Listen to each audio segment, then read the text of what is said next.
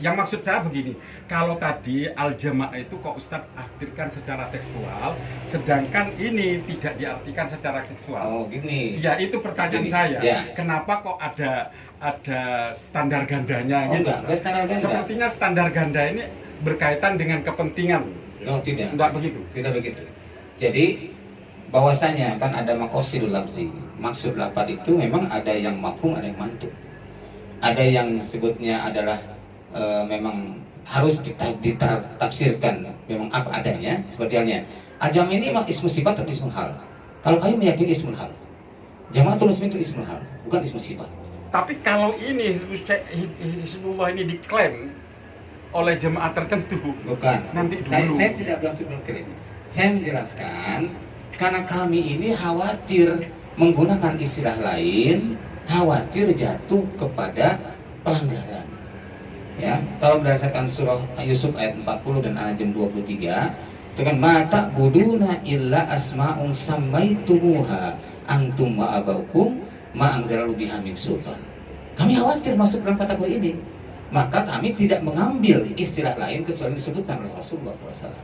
Maka tadi dijelaskan dalam Turki ini kan, Imam At-Tabari, kemudian Imam Al-Khalal, lalu kemudian Imam Syatibi, semua sepakat bahwa al-jamaah di dalam hadis itu adalah jamaatul muslimin. Maka kita tidak menggunakan istilah lain. Kita gunakan kita ini jamaatul muslimin. Kita ini Hizbullah. Nah, kalau ini disepakati oleh seluruh kaum muslimin, tidak menggunakan ro'yunya, tidak menggunakan hawa nafsunya, kembali rujuk kepada kalimat tadi, insya Allah tidak akan menjadi masalah.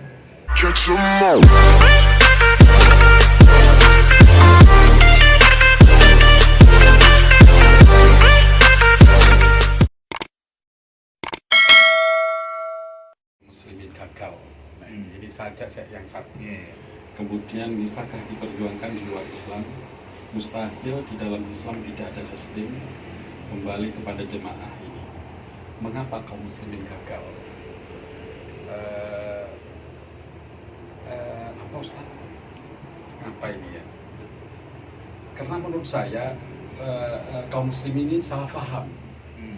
Yang dicontoh itu gagal. Sahabat itu Ustaz ya, sahabat itu ini maaf ini agak anu ya. Kegagalan ini Ustaz sudah bertahun-tahun, sudah berabad-abad. Menurut HTI kegagalan ini sejak khilafah Utsmani itu runtuh. Padahal menurut saya kegagalan ini paling tidak 5 abad yang lalu Ustaz. Sejak Portugis ada. Kemudian yang terakhir kegagalan yang di puncak itu yaitu pada perang Diponegoro. Perang Diponegoro itu adalah banyak umat Islam, bahkan di dalam sejarah itu dicatat bahwa agar bebas begini saja, agar itu Ustaz orang-orang Jawa itu Ustaz, orang-orang Jawa itu populasi laki-laki itu menurun karena banyak terbunuh diakibatkan perang Diponegoro. Jadi berbagai betul seperti Ustaz, dulu saya di NI juga, saya di Imaro Afgan, banyak macam-macam gitu Ustaz.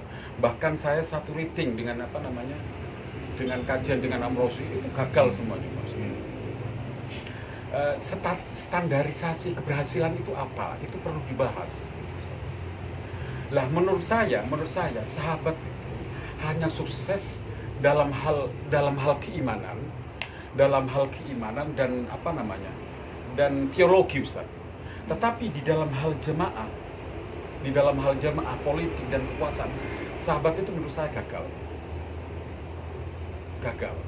Bahkan saya menemukan sebuah hadis sahih, ini hadis sahih ini dipakai kaum muslimin juga, karena ini dikeluarkan oleh Syekhona Abu Marsai.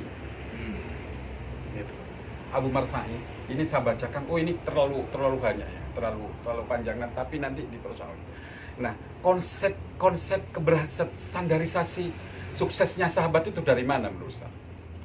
Lah menurut saya kan sahabat itu sejak Rasulullah meninggal, sejak Rasulullah ada konflik antara keluarga Rasulullah dengan Abu Bakar. Ini bukan hanya orang Syiah gitu. Orang Sunni pun mengakui sampai siapa namanya Fatimah binti Muhammad itu kan tidak mau berbaiat kepada Abu Bakar karena masalah waris yang tidak diberikan oleh Abu Bakar. Dan Ali pun di dalam kitab Al-Bidayah wan Nihayah, Al-Bidayah wan Nihayah apa namanya tarikh ya yang ditulis oleh Imam Ibnu Katsir, itu dinyatakan Ali itu tidak berbaiat ke Abu Bakar. Baru beliau berbaiat setelah istri beliau wafat. Cuman Umar ini memang tokoh-tokoh sentral yang disegani, yang ditakuti. Betul-betul disegani ini Umar ini. Ini kendali. Kemudian Ustadz ya, kita tahu bahwa Utsman itu Ustadz mesti tahu, Utsman itu dikuburkan bukan di kuburan Baqi. Utsman itu oleh mayoritas kaum muslimin di Madinah itu ditolak. Sehingga Utsman itu sendiri tidak dikubur dalam 3 hari. Khalifah Utsman itu iya Ustaz ya, kan tidak dikubur 3 hari karena konflik. Saking konfliknya akhirnya tokoh-tokoh sahabat yang disegani itu kumpul. Akhirnya katanya Ali dikubur malam hari saja. Dikubur malam hari, akhirnya ketahuan warga. Kok Utsman dikubur? Warga tidak menghendaki Utsman itu dikubur di mana itu namanya? Baqi. Di Baqi. Karena Utsman itu melanggar 3 hal, yaitu KKN karena mengangkat pejabat dari keluarganya sendiri. Kemudian beliau itu punya peternakan kuda dan onta. Kemudian isu yang ketiga adalah bahwa kekhilafan itu merampas dari Ali, walaupun Ali itu benar. Kemudian Ustadz ya, ini saling terbunuhnya antara sahabat dengan sahabat ini tidak bisa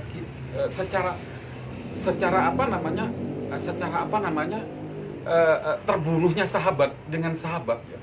Ini secara hadis dan secara Al-Quran tidak dapat diterima Ustaz. Sehingga dalam sebuah hadis sahih dinyatakan ini, saya tidak hafal teksnya, tapi saya catat di sini karena ini dibuka Ustaz. Suatu ketika kata Rasulullah akan datang suatu kegelapan. Masa kegelapan. Masa kegelapan itu sepeninggalku. Di mana saking gelapnya itu pagi iman, sore kafir.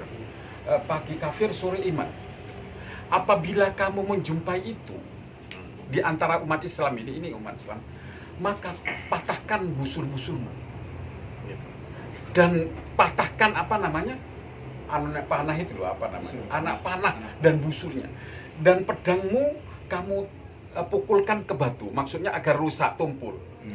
Jika kalian itu ada orang yang masuk, ada orang masuk ke rumahmu untuk membunuhmu, saudaramu membunuhmu, maka bersikaplah seperti sikapnya anak Adam.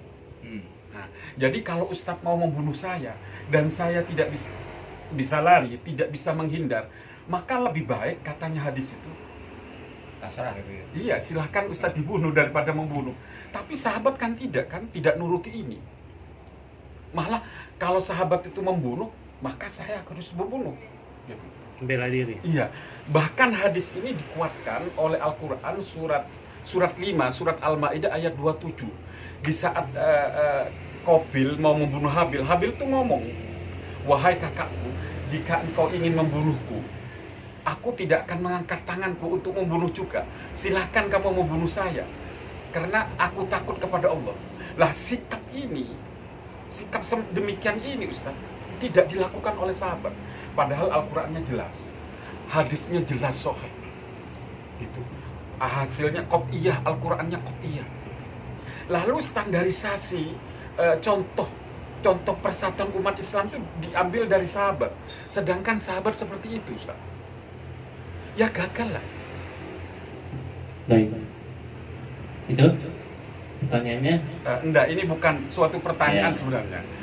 Jadi makanya umat Islam sampai sekarang 5 abad ini gagal Ustaz. Karena contohnya saja gagal. Terus tolong jangan ditutup dulu ya. Ustadz kan tahu kan, dalam sejarah Islam itu, umat Islam itu hanya bersatu dalam dalam zamannya siapa namanya? Hasan. Disebutkan di dalam Hasan itu semua tarikh sejarah Islam menyatakan bahwa di era Hasan itu dinamakan tahun jamaah gitu loh. Karena Hasan menyerahkan kekhalifahan kepemimpinannya kepada Muawiyah bin Abu Sufyan. Nah, dia itu rela dengan beberapa catatan, satu, tidak mencela Ali, macam-macam itu. Akhirnya pihak Muawiyah menerima. Dan waktu itu dinyatakan, walaupun Hasan itu khalifahnya itu masih sekitar 6-7 bulan saja, ya.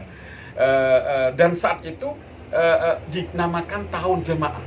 Setelah itu geger lagi, konflik lagi, karena adiknya terbunuh di Karbala. Iya, geger lagi sampai sekarang, Ustaz. Sekarang, lalu bagaimana keberhasilan itu, suksesnya itu dari mana, Ustaz? Nah, inilah sebenarnya YPM itu punya konsep yang memakai konsep Al-Quran. Cuman saya tidak buka di sini karena ini membutuhkan paparan-paparan masing-masing. Karena kalau dipaparkan nanti panjang saya, Ustaz. Nah, konsep JPM itu adalah konsep yang kami ambil dari Al-Quran, Ustaz. Yang menurut saya, ini menurut Ustaz ya, menurut saya justru konsep YPM ini adalah mengkaji dari kegagalan-kegagalan konsep sebelumnya. Itu yang kedua. Yang ketiga, Ustaz, biasanya umat Islam ini berdasarkan itu, alaikum bisunnati wa sunnati khulafaur rasyidin al-mahdiin. Ini secara matan, Ustaz tahu kan? Ustaz Muslim paham ini. Khulafaur rasyidin itu adalah, istilah khulafaur rasyidin itu muncul setelah Hasan. Rasulullah itu tidak tahu. Khulafaur rasyidin tidak tahu. Bahkan menurut sebagian ulama salaf, khulafaur rasyidin itu ada 5. Termasuk Hasan. Kemudian secara masyhur Khulafaur Rasyidin itu hanya diterima oleh 4 saja, yaitu Ali, Utsman, Abu Bakar, dan Umar. Jadi 4 itu saja. Maaf saya nyebutnya tidak urut. Tetapi Hasan tidak dimasukkan. Tetapi Hasan sebagian ulama menyatakan itu termasuk bagian daripada Khulafaur Rasyidin. Karena Hasan itu orangnya soleh, orangnya baik, adil, mengalah. Nah, disinilah Ustaz, yang berkaitan dengan alaikum bisunnati wa sunnati khulafaur rasyidin ini secara matan itu nggak dapat diterima, Ustaz. Itu yang pertama. Kemudian Syiah punya hadis sendiri, alaikum bisunnati wa sunnati ahlil baiti al-mahdiin. Untuk apa namanya? Untuk melawan menggandengkan menantang konsep itu. Sebenarnya ini menandingi. Ini sebenarnya konsep politik. Jadi insya Allah kalau kita bicara hari ini banyak, Ustaz, yang akan saya tidak cukup ini. Hanya itu saja, monggo ditangkap, Ustaz.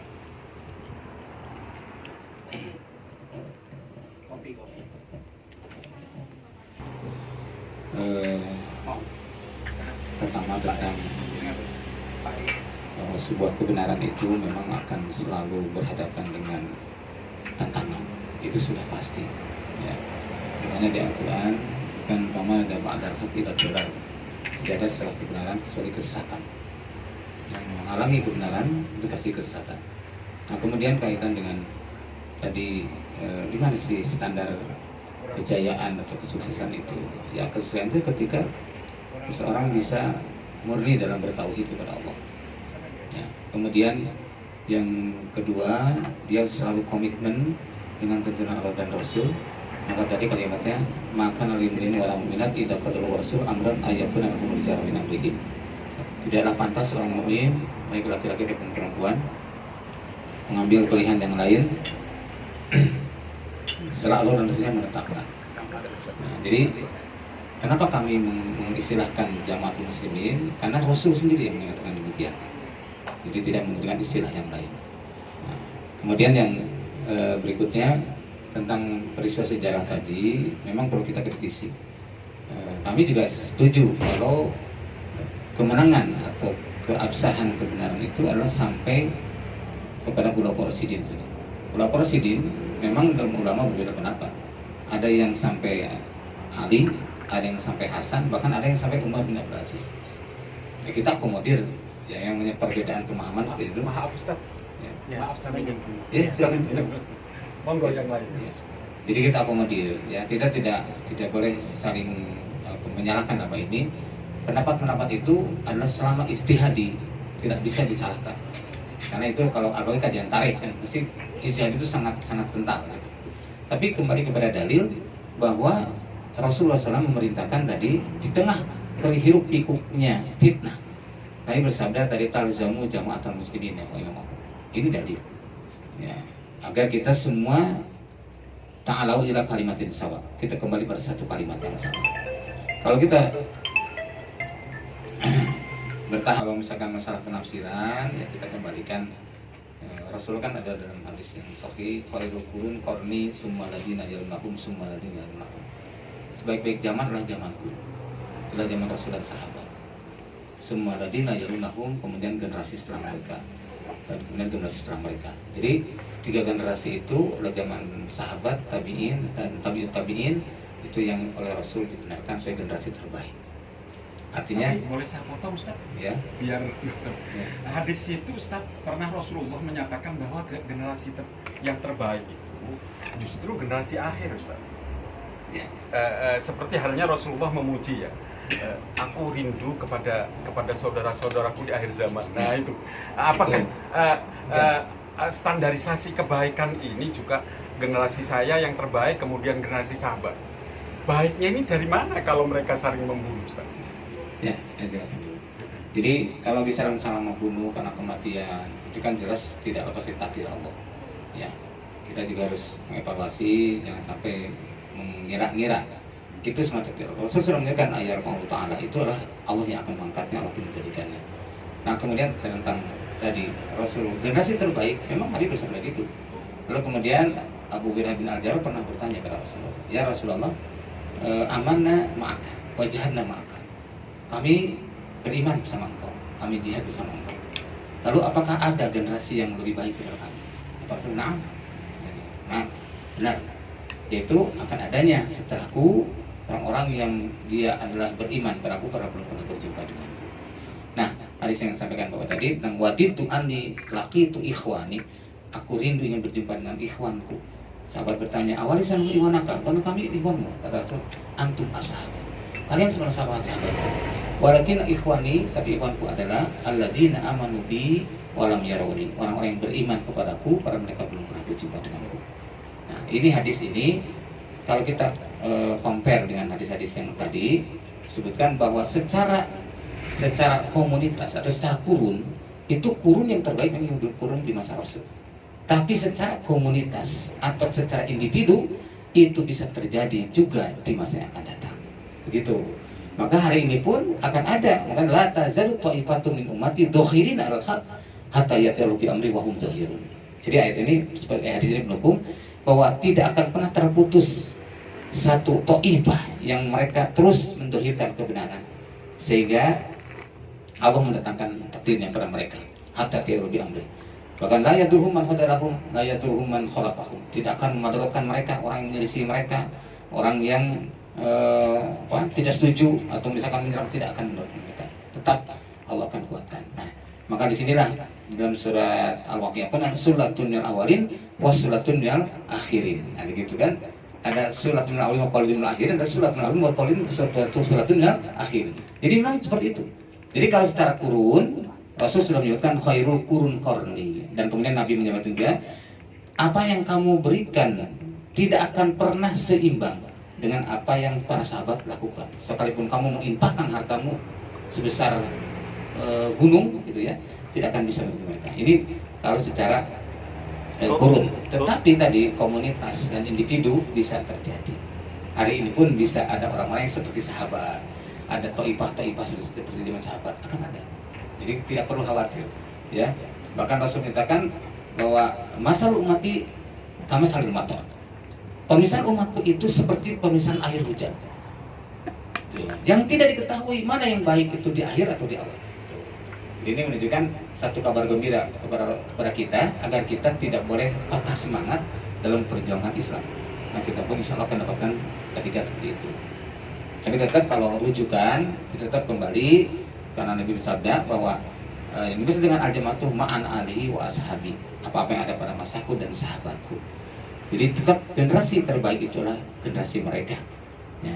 Tapi adakah bisa menghadirkan kembali? Bisa, karena Nabi bersabda, Quran dan Sunnah ada pada kita. Kemudian Sirah Nabawiyah pun bisa kita jajaki, insya Allah bisa mengembalikan kembali. Hanya tadi bukan secara kurun, tapi to'ifah, komunitas atau individu.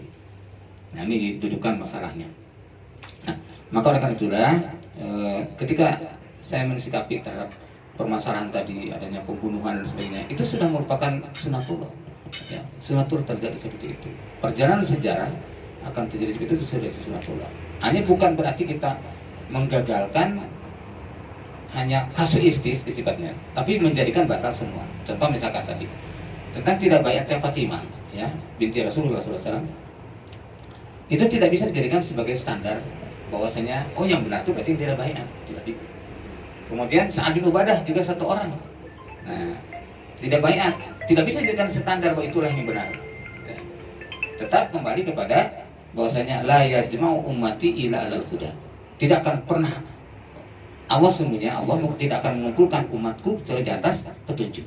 Maka sahabat yang sebagian besar itulah yang benar. Dia melakukan baiat kepada sahabat Abu Bakar. Tapi kita tidak boleh juga memvonis orang-orang yang tidak baiat. Seperti Sa'ad bin Ubadah atau Ibunda Fatimah, tidak perlu kita vonis, biarkan serahkan kepada Allah. Apalagi dalam kondisi saat itu sedang terjadi kondisi syak gitu ya, kondisi terjadi keraguan. Seperti itu. Adapun tentang Ali pun baiat setelah wafatnya Fatimah, itu juga ikhtilaf. Di kalangan ahli tarikh ada yang menyebutkan Ali itu baiat di masa Abu Bakar As-Siddiq sebelum Fatimah wafat. Tapi ada juga yang menyebutkan setelah Fatimah wafat. Dua-duanya ada sumbernya. Ya, jadi tidak perlu dibenturkan kalau permasalahan ini. Tapi yang pasti bahwa tadi sebagian besar para sahabat radhiyallahu anhum mereka telah melakukan baiat kepada Abu Bakar As-Siddiq. Walaupun kemudian terus dari Abu Bakar kepada Umar kan wasiat, dari Umar kepada Utsman itu dengan tim, ya, dan 6 orang ini diangkat oleh. Maaf, kalau boleh saya potong, Ustaz. Ya. Maksudnya itu begini, Ustaz. Kita tidak sederhana itu karena kekhalifahan Khulafa Rasyidin itu tidak berdasarkan hadis. Beliau memimpin itu tidak berdasarkan hadis. Yes, terus beliau itu memimpin memimpin sebagaimana Ali yang katakan, saya itu memimpin berdasarkan adalah Sohifah Yasrib. Nah, dan pemahaman Ali tentang Rasulullah, karena hadis itu ditulis 200 tahun setelah Rasulullah, baru setelah Rasulullah 200 tahun Rasulullah wafat ditulis hadis, dan pada saat itulah Al-Quran dan Sunnah Nabi, hadis-hadis itu dijadikan dasar. Tetapi sebelum itu adalah kepemimpinan Islam itu berdasarkan dua, yaitu Al-Quran dan Sohifah Yasrib atau Piagam Madinah. Itu Ali sendiri, karena memang itu masuk akal, karena memang waktu itu kitab hadis belum dicetak, belum tertulis, baru tertulis setelah 200 tahun setelah Rasulullah. Jadi ini konsep ini mari kita bicara konsep dulu, Ustaz, agar bagaimana cara umat Islam bersatu gitu. Dan konsep ini harus Ustaz, harus yang dicontoh ini harus sukses. Kalau kita tetap berdasarkan sahabat, Ustaz, dalam kondisi sekarang ini, sedangkan sahabat sendiri saling terbunuh, saling membunuh, padahal dalam ajaran Islam kalau Ustadz mau membunuh saya, maka secara ukhuwah saya harus diem.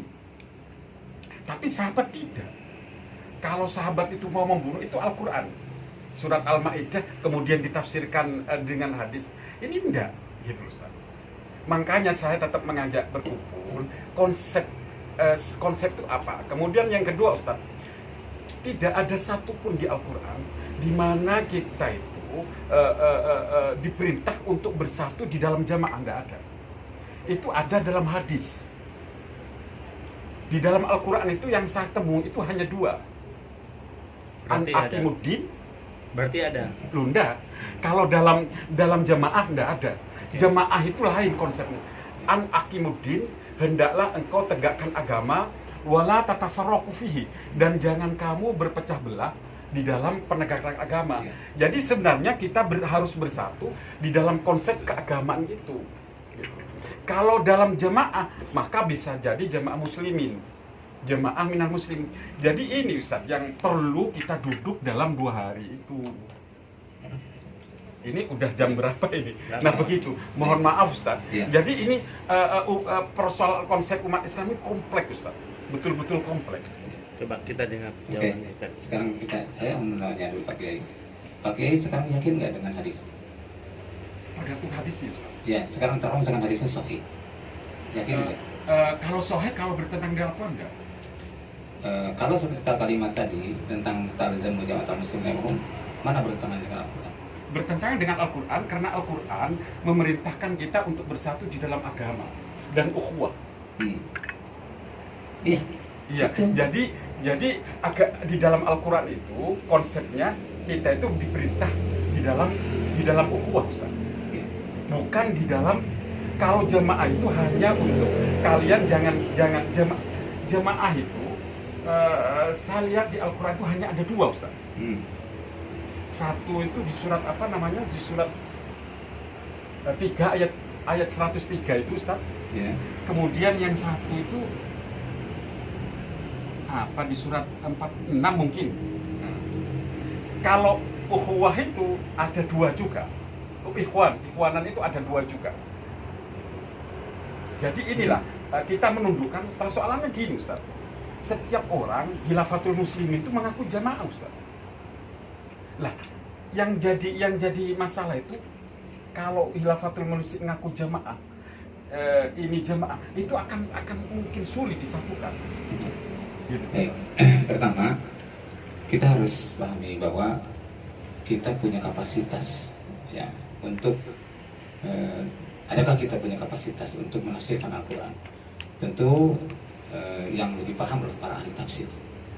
Nah, Imam Al-Qurtubi itu menyebutkan barang siapa yang Al-Quran dalam hadis kan manfasal Al-Quran biraihi, makanya saya tanya yakin pada hadis tidak?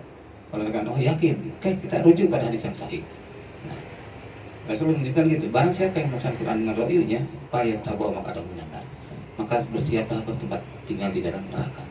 Nah termasuk tadi kalimat warat tafaroku itu di dalam tafsir Mukatsir di 1 halaman 392 disebutkan ay amarohum bil jamaah wa nahum anit tafarruq. Sebentar Ustaz, sebentar. Kita buka Al-Qur'annya saja, kita tafsirkan surat Asy-Syura ayat apa namanya? Ayat yang Ustaz bahas fihi itu hinya itu kemana Ustaz? Coba. Atof kemana hinya itu?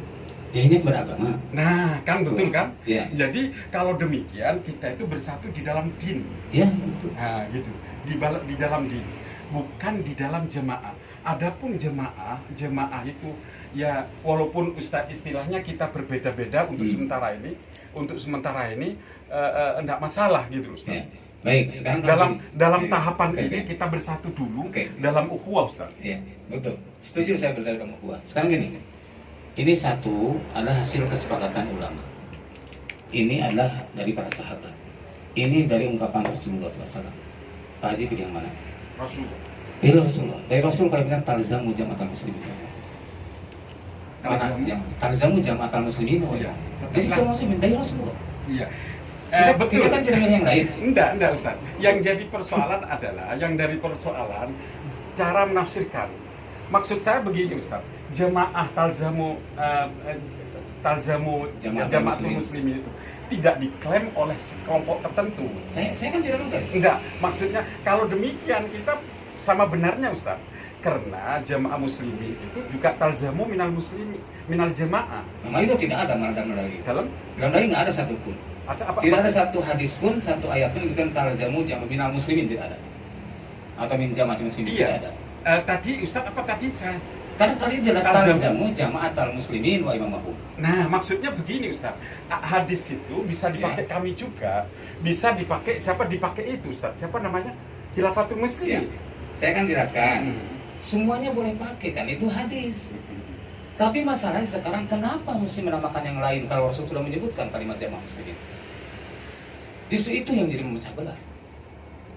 Nah, kita bicara tentang ukhuwah dan iqamatul hujjah. Kalau bicara ukhuwah, saya tetap menjaga ukhuwah dengan saya belum paham, Ustaz. Saya belum paham. Afwan, mungkin saya karena terlalu tua atau apa namanya, perlu apa namanya, kayak anak SD itu loh, Iya. kayak anak TK itu apa? Penafsiran, Bukan. penjelasan, Iya. improvisasi. Bukan, kayak tikus 3 tambah tikus 2 sama dengan 5 Detailkan, itu apa? detailkan Ya. pelan-pelan. Apa itu namanya itu? Yaitu Peraga. Ah, Peraga. Saya butuh peraga. Nih Makanya salah saya satu bilang, peraga tadi. Ini hasil kesepakatan ulama. Enggak, itu kan tafsiran. Yang saya maksudkan ini begini. Apabila ada perpecahan, Hmm. nah, maka kembalilah kalian kepada jemaah muslimin.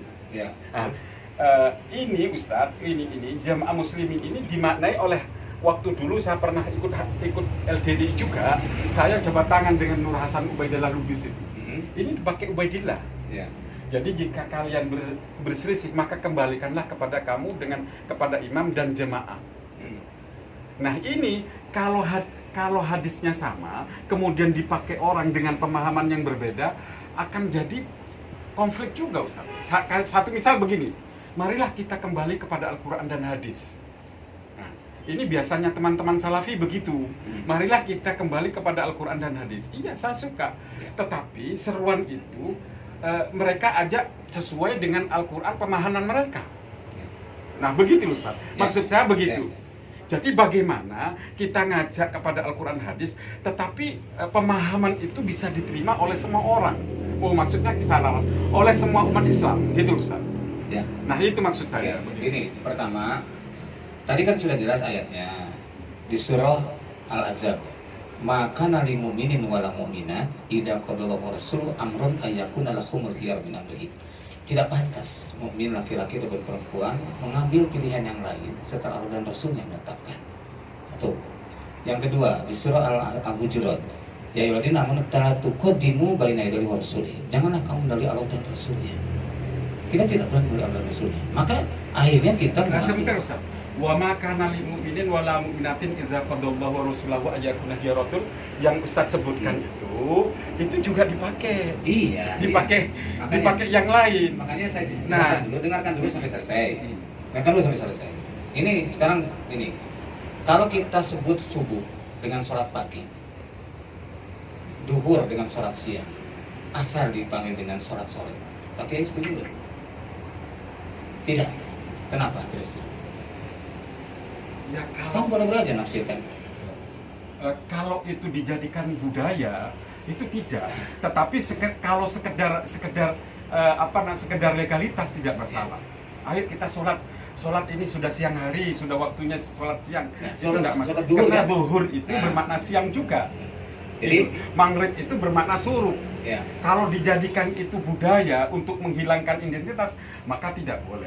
Tetapi kalau tidak menghilangkan identitas, enggak, no problem. sekarang gini masalahnya, keyakinan kita ini, keyakinan kita salah apa tidak? Kalau kita mengganti istilah sholat subuh dengan sholat pagi.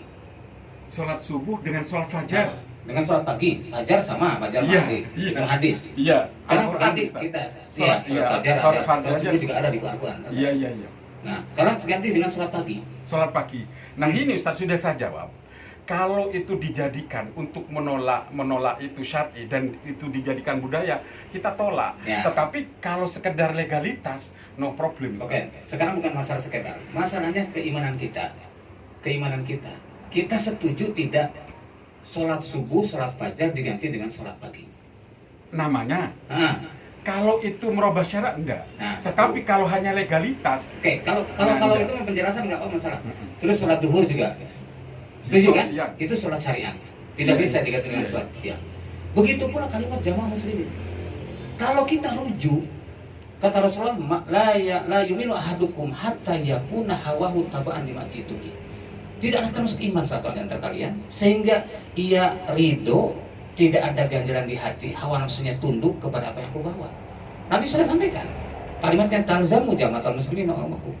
Kalau di Al-Quran kalimatnya hizbullah. Hanya ada hizbullah di Al-Quran. Di dalam hadis talzamu jamaatul muslimin. oke, Ustaz. Saya terima. Ya. Oke lah. Jadi kita memaknai sesuai dengan teks, Ya. ya, tekstual. Dan kita tidak lari dari tekstualnya itu. Ya, terus Ya, jadi kalau Rasulullah suruh dengan nama al-jamaah, kita jamaah. Oke lah, kita terima agar biar diskusi kita tidak tidak panjang lebar. Oke lah. Sekarang saya baca hadis itu Ustaz ya. Sekarang orang yang menyeru, ciri-cirinya orang yang menyeru kepada pintu neraka itu apa Ustaz? Ya. Kan di sini disebutkan tadi sama Ustaz. Ya. Mana tadi Ustaz? Coba. Ada sarahnya di situ. Di surat apa? Ada sarahnya itu. Mata saya kicir-kicir Ustaz. Ini sarahnya di halaman Mana? kelima. Ini sarah halaman kelima. Bisa dibaca. Mana? Halaman kelima. Nah itu. Mana? Itu sebelah situ. Sini. Nah itu sarahnya. Du'atun ala babi jahannam dijelaskan. Di situ dicontohkan orang Khawarij, orang Syiah, dan orang Mu'tazilah. Ya. Nah ini Ustaz ya. Tadi begini ya. Sudah Ustaz ya. Ini secara tekstual ya Ustaz, secara tekstual. Da'atun ala abwabi jahannam. Du'atun. Du'atun ala abwabi jahannam. Qultu ya Rasulullah, ini sahabat. Saya singkat ya.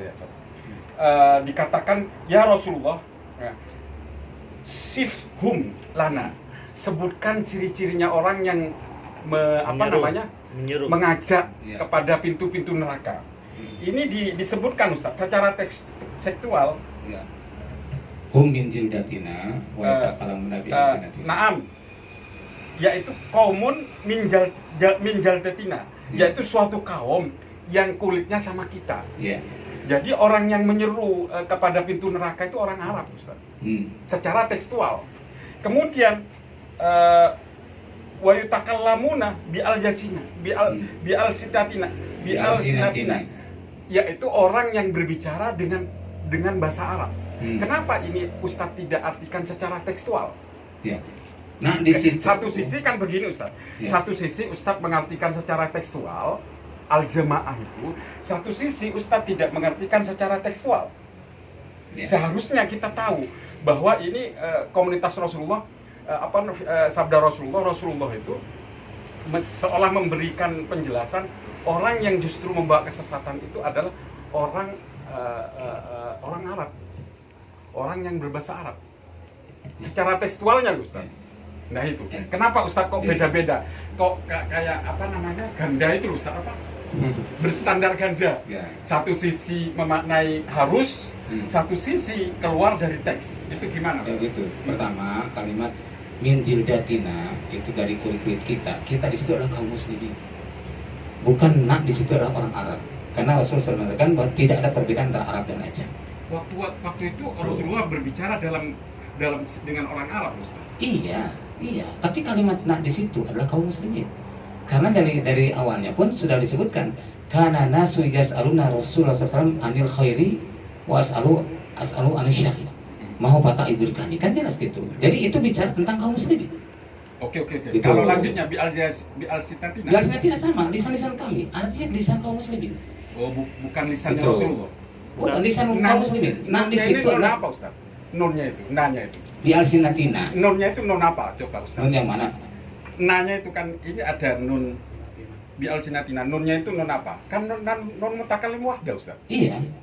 Itu kan nahnu. Iya. maksudnya. Nah, berarti itu adalah orang Arab, Ustaz. Oh, enggak. Rasul itu sering menyampaikan seperti kum misalkan Maksudnya sama. komunitas, apalagi ini Ya. tidak begitu, Ustaz. Jadi gini, dalam kaidah tafsir kalimat fal ibrotu bi ummi labdi la bi khususi sabab. Jadi ibrah itu diambil dengan umumnya lafaz, tidak khususnya sebab. Memang ceritanya sangat itu, tapi bukan berarti hanya berlaku untuk orang itu, tapi untuk kaum muslimin. Itu ini adalah makanya tadi katakan wa ilam yakun lahum jama'ah wal imam lahum. Pada siapa mereka lahum itu? Ya kepada kaum muslimin. Gitu. Jadi bukan kepada orang-orang Arab saja. Karena Islam bukan untuk orang Arab. Islam itu untuk kaum muslimin. Nah ini jadi pemikiran kita pun harus diyakini bahwa sesuai dengan ayat kan wa ma arsalnaka illa rahmatan lil alamin wa ma arsalnaka illa kafatan linnas. Ini mindsetnya. Saya lagi ya, Ustaz. Ini di sini nunnya itu untuk Rasulullah. Karena nun ini seperti saya, lisan seperti saya. Nunnya ini nun apa? Coba. Ya itu kan jelas nahnu Nun. maknanya. Iya. Iya. Seperti ini Ustaz. Waja'alna, nunnya itu kan untuk Allah. Ya. Gitu. Jadi maksudnya nunnya di sini apa enggak begini Ustaz? Seperti lisan saya. Iya seperti kita mungkin kaum muslimin Pak. Kalau kami meyakini itu bukan Lebih ke saya Ustaz. Bukan Lebih kepada untuk seperti lisan saya bahasa Madura, enggak begitu? enggak. Ya, kami meyakini bahwa itu adalah untuk kaum muslimin. Makanya tadi sesudahnya kan fa'ilam yakun lahum jama'a imam. Lahum kepada siapa? Kepada kaum muslimin juga. Kalau lahum ini beda Ustaz. Karena lahum ini memang jamak mudzakkar ghaib. Ya. Karena memang yang dihadapi Rasulullah itu apa namanya? Sahabat-sahabat umat Islam. Cuman yang sahabat nunnya ini loh, nunnya kemudian jaldatina nanya Iya. itu. Iya. Saya paham. Iya. Kalau kan mutaqallim mudah. Iya. Ya itu, jadi memang betul nahnu di situ adalah kita. Tetapi ingat kalimat itu ketika kan Nabi menyebutkan nahnu adalah kaum muslimin. Seperti contoh di Al-Quran. Pamang syahida minkum syahra falyasumhu. Maka barang siapa yang antara kalian yang melihat bulan, maka hendaklah kalian saum. Itu kan dipahami oleh beberapa ulama. Ada kan minkum itu jadi akhirnya rukyat lokal. Tapi di kalangan madhab-madhab yang lain seperti madhab Hanafi, Maliki dan Hanbali memahami li jami'il bidah. Jadi di situ kalimat minkum li jami'il bidah. Sama juga kalimat seperti itu. Kalimat nahnu di situ memang betul Nabi yang demikian nahnu kita yang ada di situ. Mutaqabbalim adalah betul. Tapi makna di dalamnya adalah untuk kaum muslimin. Berarti ini Gitu. keluar dari teksnya Ustaz. Kalau ditafsirkan yang lain.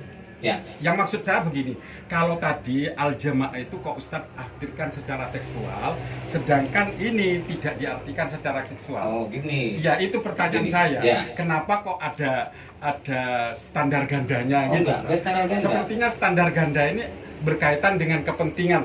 Oh tidak. Enggak begitu. Tidak begitu. Jadi bahwasanya kan ada maqasidul lafzi. Maksud lafaz itu memang ada yang mafhum, ada yang mantuk. Ada yang sebutnya adalah memang harus ditafsirkan memang apa adanya, seperti halnya ajam ini memang ismu sifat atau ismul hal. Kalau kalian meyakini ismul hal, jamaatul muslimin itu ismul hal, bukan ismu sifat. Karena kalau ismu sifat, semua orang punya penafsiran, nanti tidak akan pernah selesai. Tapi kalau ismul hal, semua sepakat. Umat Islam itu hanya ada dua di dunia ini, ada jamaatul muslimin, ada jamaatul kafirin. Aduh. Itu. Nah, sebentar, jangan salah paham dulu. Iya. Jangan salah paham dulu.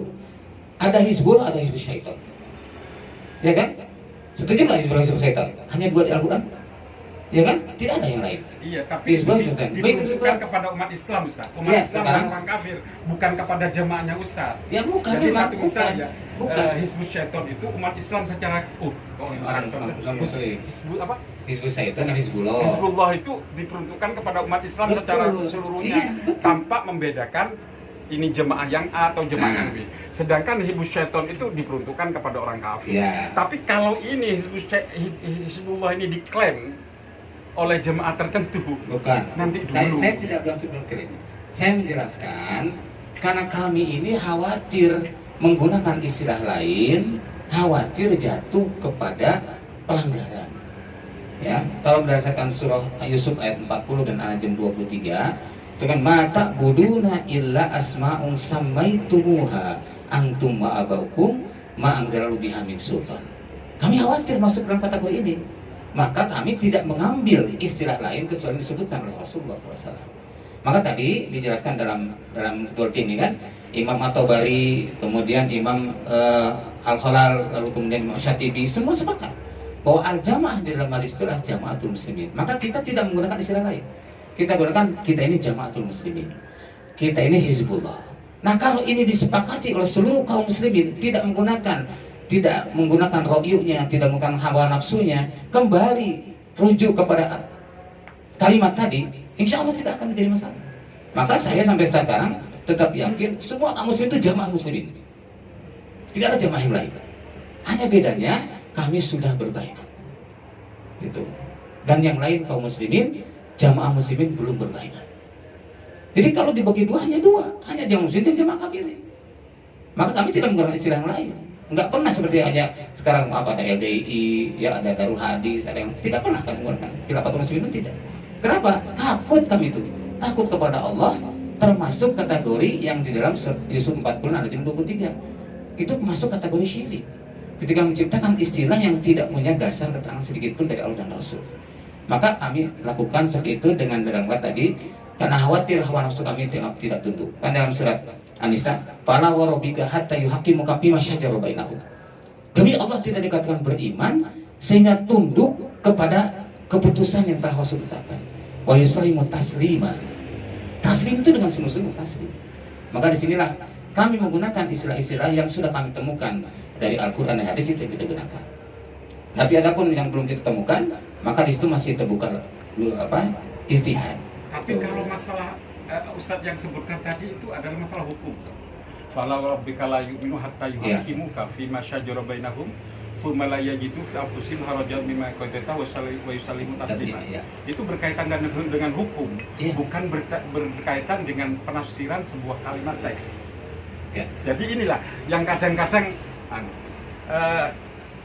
insya Allah ini saya sudah Ustaz. Mungkin ini gantian sama siapa namanya? Ustaz Sofyan. Sama Ustaz Sofyan dulu. Monggo. Ya, Apa Ustaz ya? Saya tidak membantahnya Ustaz. Saya berusaha paham, nanti saya pikirkan lah. Jadi apa yang kayak dijelaskan ini pernah juga kami menghadapi salah seorang tokoh ulama di Tasikmalaya. Itu tahun 95. Sama seperti ini. Dia bertahan, ya saya pun bertahan dengan apa yang saya pahami. Alhamdulillah 18 tahun kemudian dia dapat kecil. Saya bilang gini, Ustaz, masih ingat 18 tahun yang lalu? Saya bilang, apa sih? Ya dulu saya menentang jamaah. Karena punya pesan tadi, jamaah atau jamaah itu adalah ismu sifat. Tapi sekarang saya yakin, saya bayangkan ini 18 tahun kemudian. Maka saya yakin, seyakin-yakinnya hari ini pakai begini, seiring perjalanan waktu pakai akan berubah. Amin. Insya Allah. Enggak hari ini langsung bayat nanti siang. Silakan Ustaz, kamu. Kita ada yang Ini tas itu namanya. Iya.